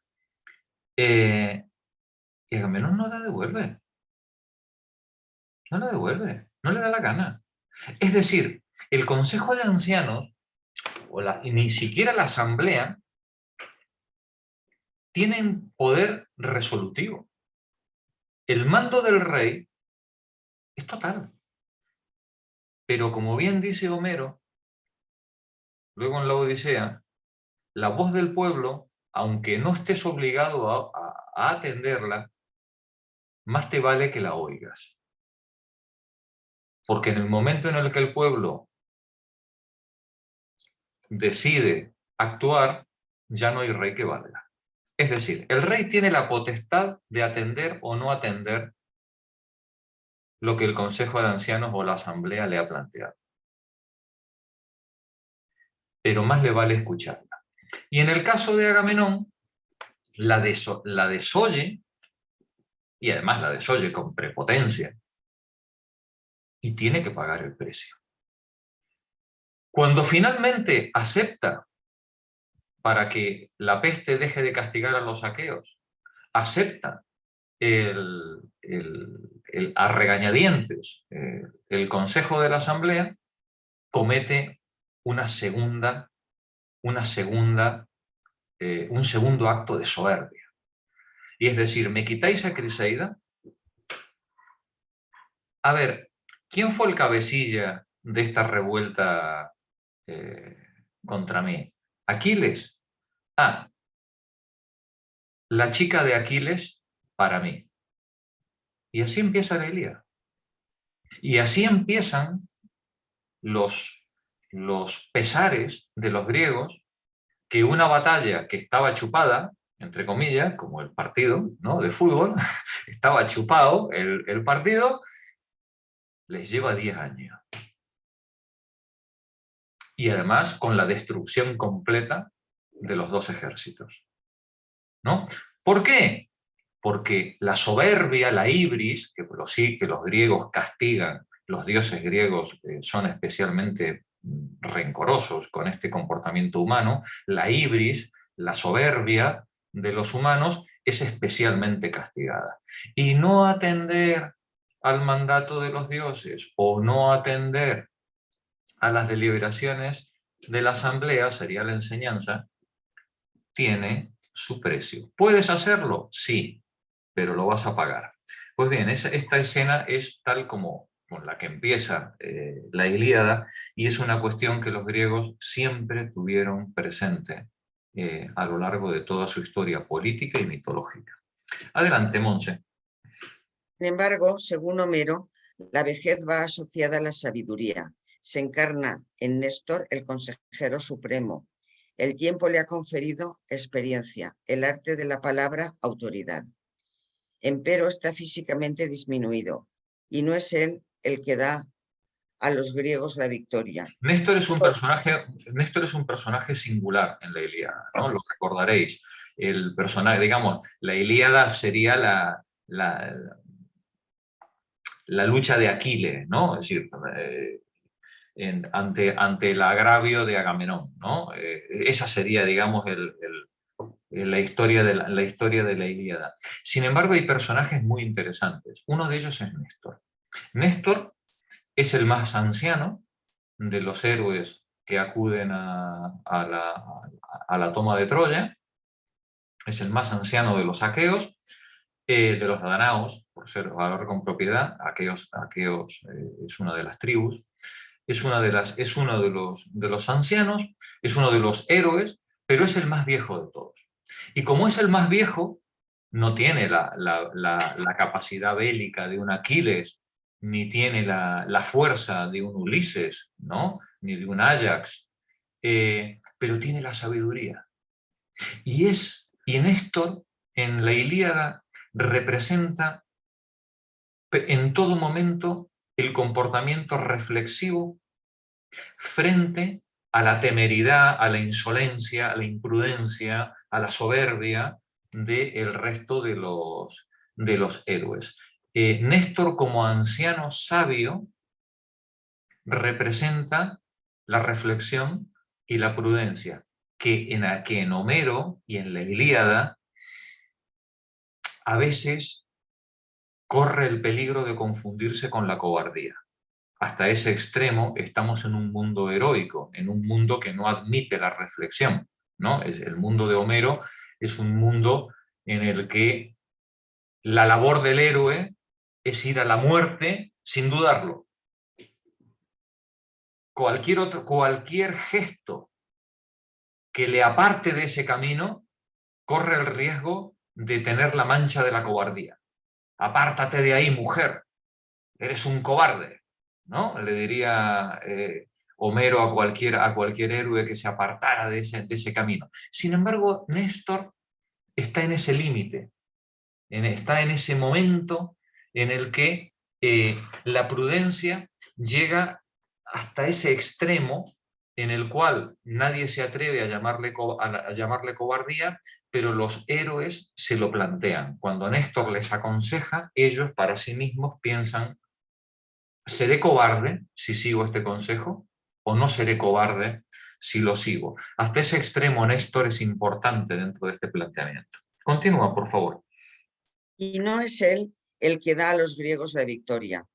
Solo un hombre en la fuerza de la edad era capaz de inventar una antimafia más eficaz. No, antimafia no, artimaña, por favor. Yo tengo que asesinar al que pasó el OCR por este texto. Es cierto que las palabras que yo he leído esta tarde, reputación, antimafia, no pegaba en el texto. ¿A que no? No pegaba. Y que conste que todavía no tenemos el texto en francés. Marí, por Dios, tienes que conseguirnoslo, ¿vale? Me voy a Francia para fiestas, así que traeré el libro. Sí, a ver si lo consigues, porque yo hasta ahora estoy haciendo interpretaciones en plan así, en plan Aquiles, ¿no? Pero lo suyo sería tener el texto en francés. Si lo consigues, te lo agradeceremos. Sí, no, es que lo tengo, me lo ha comprado mi cuñada, pero me está esperando allá. Ay, a por él, oe. ¿Vale? De todas formas, yo creo que en los otros capítulos no habían tantos como en este, ¿eh? No los hemos detectado. Tantos seguidos, ¿no?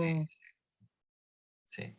Yo espero que no vaya increchento, ¿no? Que no sea progresivo. Vamos a seguir. Adelante, Monse. Muy bien. Solo un hombre en la fuerza de la edad era capaz de inventar una artimaña más eficaz que todas las tácticas tradicionales. Ulises triunfa de lejos sobre Néstor y también sobre su padre Laertes, que le ha cedido la realeza. Asimismo, Príamo es eclipsado. Príamo es el rey de Troya, acordaos, el padre de Héctor, ¿no? Adelante. Se puede inferir que los viejos tenían un papel más honorífico que eficaz, mientras Grecia fue feudal. Era necesario el vigor físico de Ulises para expulsar a los pretendientes que Laertes, por su debilidad, estaba obligado a soportar. Lo veremos al estudiar la Edad Media, cuando la propiedad no es garantizada por instituciones estables, sino que se merece y defiende con la fuerza de las armas. Los viejos quedan relegados a la sombra. El sistema descansa en los jóvenes. Son ellos los que poseen la realidad del poder. Repitamos este punto. Cuando la propiedad no está garantizada por las instituciones, sino que hay que defenderla por la fuerza de las armas, los viejos quedan relegados a la sombra.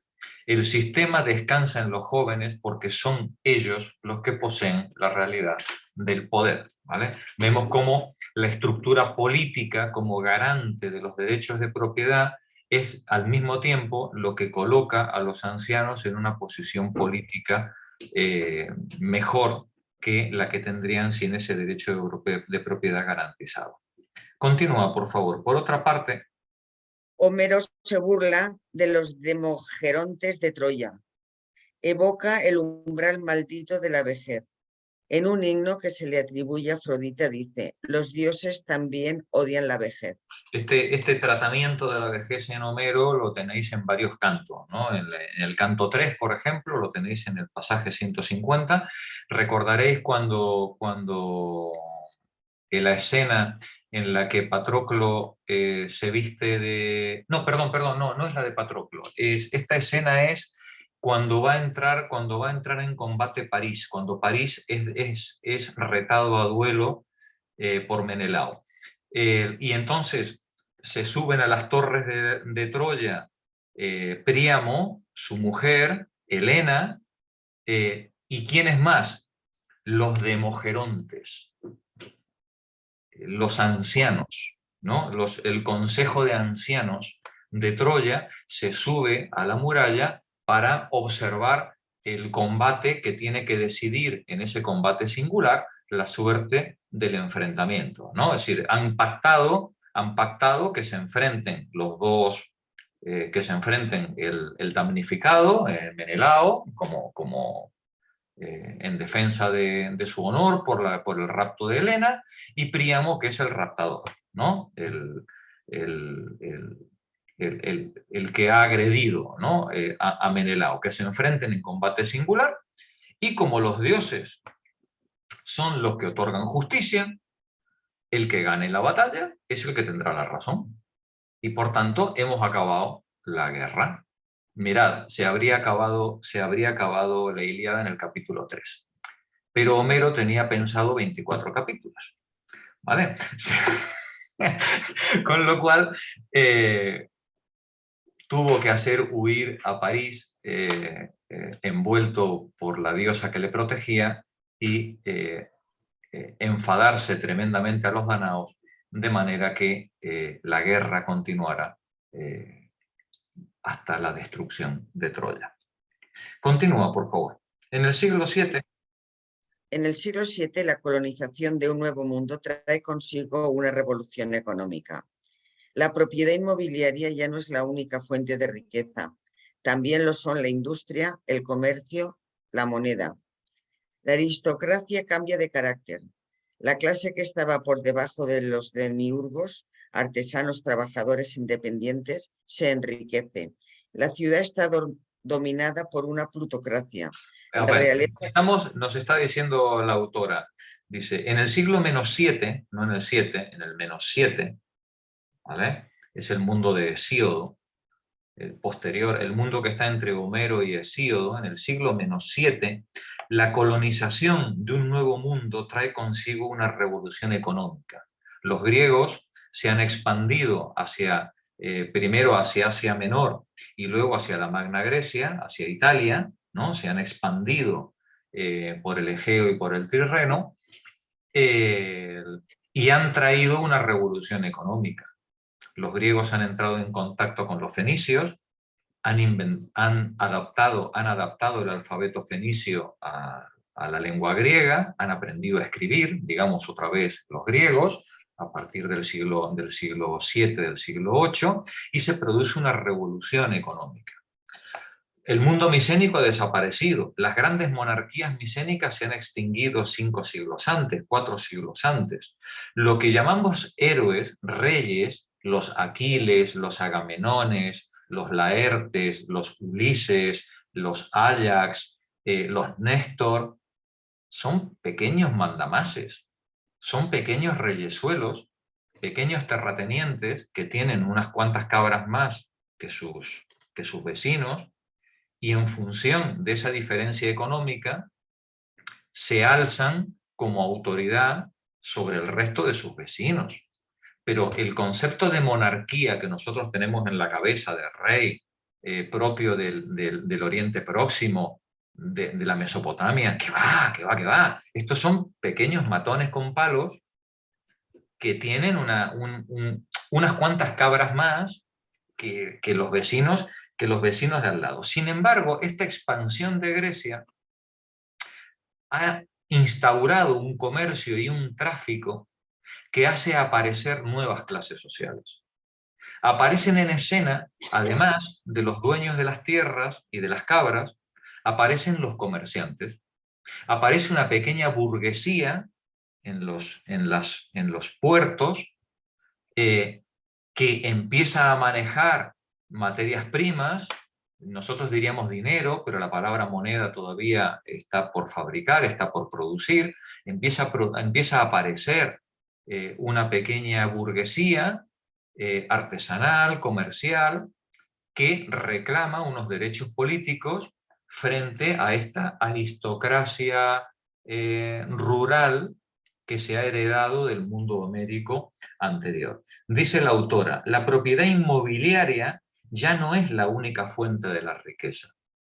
También ahora lo son la industria, el comercio, la moneda. La moneda se va a inventar en este siglo, entre el siglo VII y el siglo VI.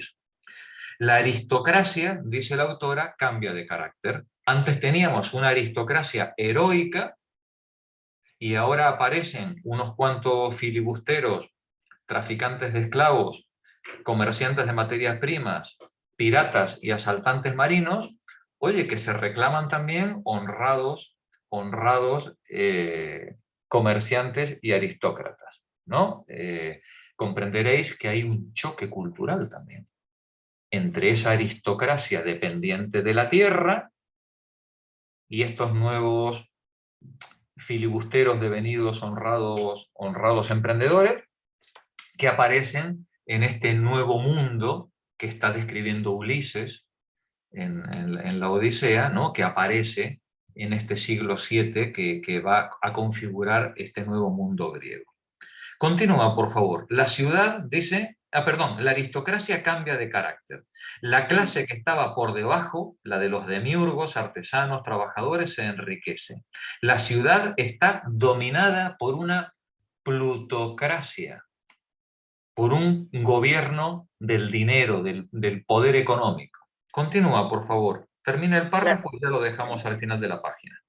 La realeza es abolida o conserva solamente un carácter honorífico. La ciudad es pequeña y poco poblada, unos 5.000 a 10.000 ciudadanos, a los cuales se añaden los esclavos, los metecos, que no tienen derechos políticos. Su constitución ha adoptado diferentes formas que han ido cambiando a medida que los ricos se enriquecían, los pobres se empobrecían, la lucha de clases se exasperaba. Fuese una oligarquía, una tiranía o una democracia, siempre tenía a la cabeza un consejo. Es muy significativo que en las oligarquías, necesariamente autoritarias y conservadoras, puesto que una minoría de ricos querían conservar el poder, los consejos eran siempre jerusía. Sus miembros ingresaban... Los consejos eran siempre una jerusía, porque la aristocracia estaba vinculada a una economía agrícola. A una economía agrícola que basaba toda su capacidad económica y todo su poder militar precisamente en ese control del territorio, ¿vale? En unos derechos de propiedad reconocidos por la tradición.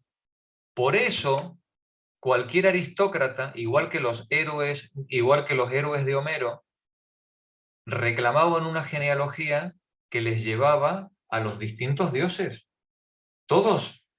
Su derecho de propiedad era el derecho recibido de una tradición y de unos mandatos divinos. Faltaría más. En ausencia de leyes y en ausencia de un Estado, solo la religión puede garantizar la mitología, la religión, y si falta todo eso, por supuesto, el ejército, puede garantizar los derechos de propiedad, ¿vale? Continúa, por favor, Monse. Sus miembros ingresaban tarde y permanecían hasta la muerte. Así era en Éfeso, Crotona, Creta, Nido y muchos otros lugares. En Elida había 90 gerontes, 80 en Corinto. Las oligarquías impedían a los jóvenes el acceso a las magistraturas importantes. Se trataba de mantener el orden establecido. Se temía la ambición de los hombres jóvenes, su espíritu de iniciativa. La vejez era, pues, en muchas ciudades antiguas, una calificación, pero como avatar individual no era amada. Los poetas lo testimonian. Bueno, yo creo que lo dejamos aquí. Y la semana que viene empezaremos a ver cómo trataban los poetas este asunto de la vejez. Bueno, espero que no haya sido pesado la lectura hoy. He hecho muchas interrupciones, perdonadme. Lo que pasa que... La mitología siempre tiene... Sí, lo que pasa es que Simón, claro, va escribiendo y da por sabidas y dominadas muchísimas cuestiones y claro, y no todos tenemos la erudición que tenía esta mujer, ¿no? Que yo no sé de dónde sacaba tiempo. Bueno, como dice Eva, no tenía internet. Entonces... Bueno, compañeras, buena semana. Nos vemos el miércoles que viene. Hasta mañana. Adiós. Mañana. Hasta mañana. Hasta mañana. Te mejores, Marí. Eso. Gracias. Que te mejores. Muchas gracias. Ujú.